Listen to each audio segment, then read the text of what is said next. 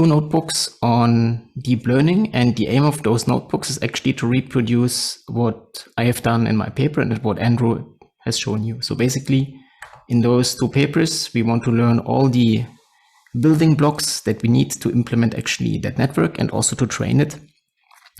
But instead of course, training on real data, we will train it on simulated data because of the data sharing issue. But I mean, once you know how to train and set up the network on simulated data, you can of course replace the data with your own data and then train it yourself. And as Andrew said, in my paper, what we did is we mapped basically from a noisy and low resolution OCM PET to a high resolution, low noise anatomy guided PET reconstruction, so to a anatomy map reconstruction. But of course, I mean, the input could also be, let's say an undersampled T2 image and a fully sampled T1, and the target could be a fully sampled T2. Or as Vangelis showed, it could be, hyperspectral images, or it could be dual energy CT images, right? So I think what you hopefully learn in those notebooks is basically you have a network that takes 2 or even more input channels and maps to 1 output channel. And if you know that, you can apply that to any modality or any kind of problem that you want.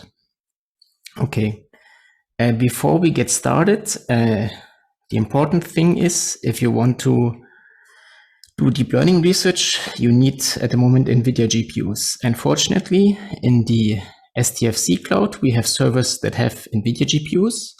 So we highly recommend that you run this stuff in the STFC cloud GPU service.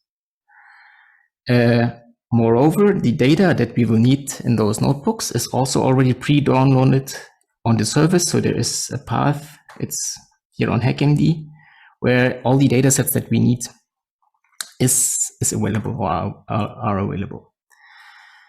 Okay, and then the notebooks are also available here. One thing that I have to mention is, so at the moment we had a few issues with the GPU environment, but that will hopefully get solved tonight, but we will see. If it doesn't get solved, basically there are a few packages missing. You can also install the packages yourself. But I would recommend that you wait, let's say, until tomorrow morning, and then I will update the instructions on HackMD such that you know what you have to do. But you will be able to run everything on the GPU service of STFC. Just one last comment. So why is it so complicated to set up that environment? It's because we will use Tensorflow. So this is the Google framework for deep learning. And in order to get Tensorflow running, you have to be sure that the correct CUDA and cuDNN version, so those are libraries that basically do stuff on the GPU, are installed. And if you have a mismatch between basically the Tensorflow version and the GPU lib version, Tensorflow won't use your GPU. And then of course everything gets very slow. But there is actually a way to test if TensorFlow is using your GPU. So if you open a terminal and you type in this command that is shown here on HackMD. So if I type in that, basically what it does is it imports the TensorFlow lib and then just lists the devices that it can see. And if you look at the last line here, you see, okay, it sees, okay, I have a device that is the CPU, but I also see a second device, which is the GPU. So if you see that, then you're fine. Basically, TensorFlow will use the GPU and everything is reasonably fast. If you only see the CPU, then we have to do some debugging and we have to see why it's not working, because then everything will be very slow. Okay, that's the setup. So in summary, have a look at HackMD, what to do, and run it on the GPU service on the cloud. And Jen, just to let you know what we will be doing. So we have, if you have a look. Can I? Sure. Just come in quickly. So yeah. The image that is currently on the GPU in the STFC cloud doesn't contain TensorFlow and the rest of software. But we are forcing an update of this. So maybe this evening or tomorrow morning it's going to happen.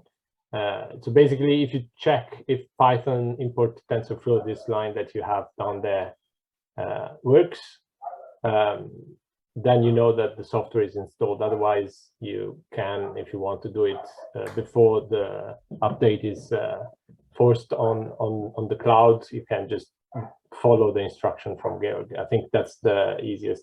So first check if TensorFlow is there, If not, and you want to start immediately, follow the instruction. Otherwise, shut down your server and restart tomorrow.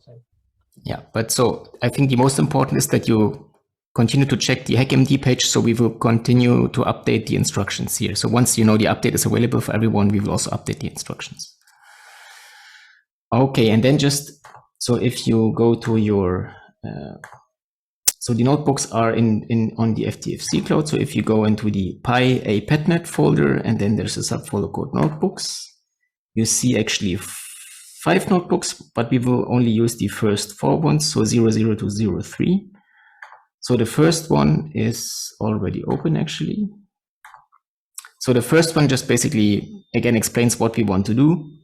And it's just to make sure that the data that we will be using is there. So in all the notebooks, there's a variable called data path, basically that points to the location where the training data sits. And again, as I wrote here above, if you're running that on the SDFC cloud, if you set data path to that path here, it should find all the data. And if you run that cell, it will just print all the 20 data sets that we'll be using. If you put it to another path, right, where we don't have data and you run it, it won't find the data. So just make sure that you run that cell and you adapt the data path variable, and then you should see those 20 data sets. Okay.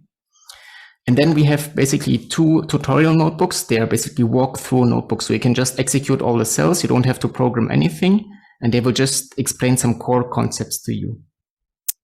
And the first notebook, which is called data processing, deals with data processing because this is one of the big issues when training neural networks. So what you will learn is basically how to efficiently feed batches of 3D data sets to the network. Because when we train networks, we always do that on a mini batch of volumes, 3D volumes. And the problem is that if we use real data, they're quite big. So, right, so a normal image volume is probably 200 by 200 by 200 or even bigger. And if we feed a batch of those volumes, so let's say 10 volumes to the GPU, we will basically run out of GPU memory. So what you will learn here is actually how to extract a smaller subcube, so a patch, well, I call it a patch or a subcube, and how to feed those subcubes to the GPU. And then everything is trained on those smaller subcubes. That has 2 advantages. So first of all, you need less memory. And second of all, of course, the training also is faster if you train on smaller subcubes. So the first notebook basically explains how to do that. And then always at the bottom of the notebook, you have basically 2 easy tasks that you can try to run yourself, but it's basically just modifying a few variables. So very easy. So then here you should learn how to basically build data pipelines. And then in the second notebook, what you will learn is how to actually set up this network in TensorFlow. So it's basically a bit like playing with Lego. So basically you have to stack layers together. And this is basically implemented here. So we build a simple convolutional neural network. And then after building the network, we will display it so you can verify that, you know, the connections that you've done are correct. And once the network is set up, we will train the network, but in this notebook, we just train it on random data. So actually the training is not very meaningful. So the results are not very meaningful, but at least you see how the training is invoked, right? So you can train the network, and then you can also visualize the training metrics, so the training loss function and the validation loss function. And in the end, you can also use the train network to make a prediction and to actually visualize the predictions. So let's see if that works. No, it doesn't work because this...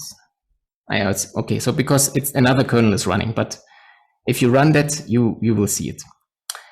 And then there is the final notebook, so the 03 notebook. So this is actually, so to say, the solution notebook, right? So this puts everything together. So at the end of notebook number 2, I said, now it's your turn again. So basically you have to put your knowledge of the first notebooks together to train the network that I have shown you on the simulated data. So I encourage you to try that yourself first. It's not too complicated. It's basically copy and pasting cells together. So everything you need to know is in there. It's just copy and pasting. But if you're stuck and you don't know how to do it, you can also have a look at notebook number 3. But I recommend try it yourself first. And I just run this notebook. You can see the training was done. And just to basically tease what is possible is, so This was the input. So this is a very noisy and low resolution image. So the second input is the MR image. This is the prediction of the network, and this was the target used to train. So you can see it's already going in the right direction, but it's not as perfect as we hope yet. But I only trained it on 500 epochs. So you can see actually if you continue training, the predictions will get closer to the output. Okay, that's all I wanted to say for now. And of course, if you're stuck, if you have questions, post them on HackMD. I try to help you as much as I can.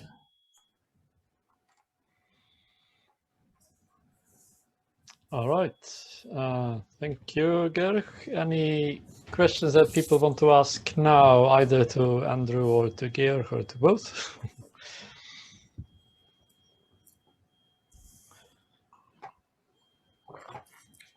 So maybe what I should say is, probably all this is very overwhelming at the beginning, right? So it's a lot of new information if you've never done deep learning. But if you run through the notebooks, I hope that you learn the core concepts. That will probably take a bit longer than 2 or 3 days. But of course, if you want to start your deep learning projects, I think it's a nice starting point. And once you understand, the core concepts of basically how to feed data to the network and how to train the network on a loss function, I think it's very easy to apply it to other problems, actually.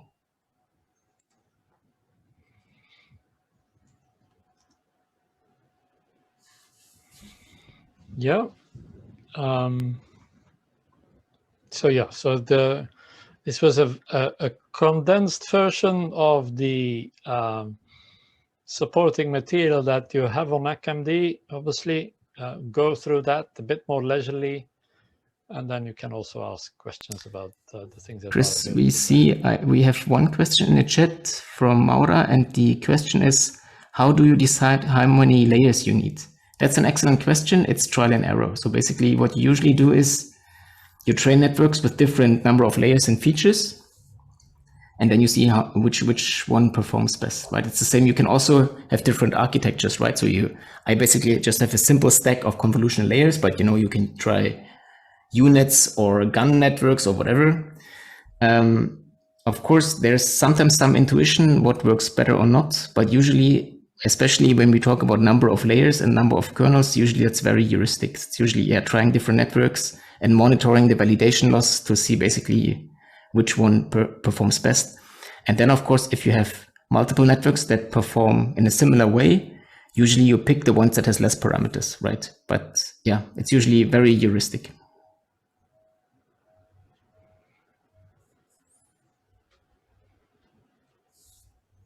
Okay, if there are no more questions,